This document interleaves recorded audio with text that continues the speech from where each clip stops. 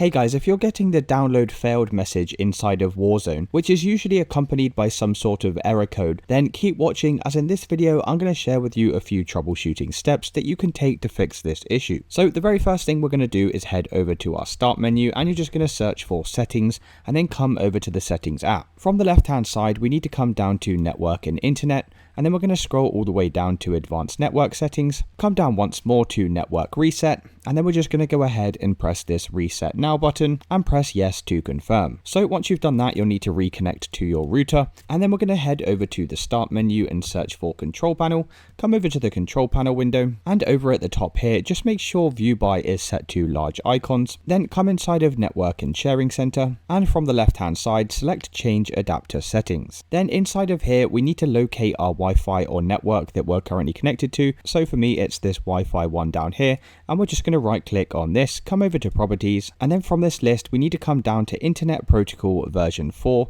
and then come over to properties. Now you'll most likely have selected obtain DNS server address automatically. Now we're going to change this to use the following DNS server addresses, and then we're going to connect to Google's free public DNS servers. So all you need to do is type in here 8888 and 8844, and then press OK to save your changes, and then we can close out of this window and close out of here. And we're then going to come back over to the start menu and search for CMD, right click on the command prompt and then run as administrator. So inside of here we're just going to type in a couple of network commands. The first thing that you need to type in is netsh space winsock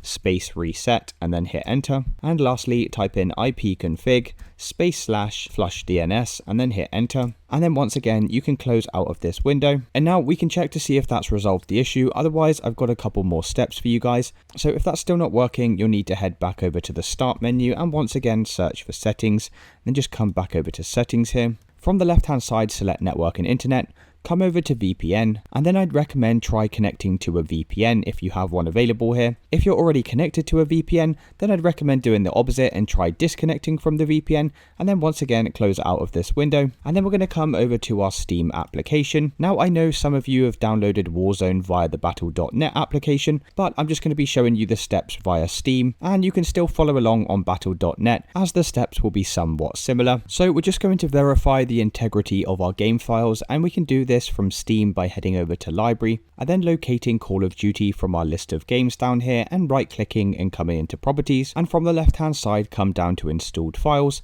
and then we just need to press verify integrity of game files, and then you'll need to wait for this scan to get to 100%, and like I said, this will just scan through your files just to ensure that everything's in order and nothing's missing or damaged in here. So once this gets to 100% we can close out of this window, and we're going to head over to Steam in the top left hand side here, come over to settings and then head over to the download section, scroll all the way down to this caching section and press this clear cache button, and we can just press confirm to this message, and this will restart the Steam application and may require you to log back in. And if that still hasn't fixed the issue, the very last thing that I'd recommend doing is coming back over to the start menu, searching for device manager, and then coming over to the device manager window. From here we just want to come down to display adapters and expand this list, and you'll need to locate your graphics card inside of here. So I'm going to go ahead and right click on this NVIDIA graphics card, come into update driver, and then press search automatically for drivers. So just ensure you've got the latest driver installed on your device here, and we can close out of this. And the very last thing we're going to do is head back over to the start menu, search for settings,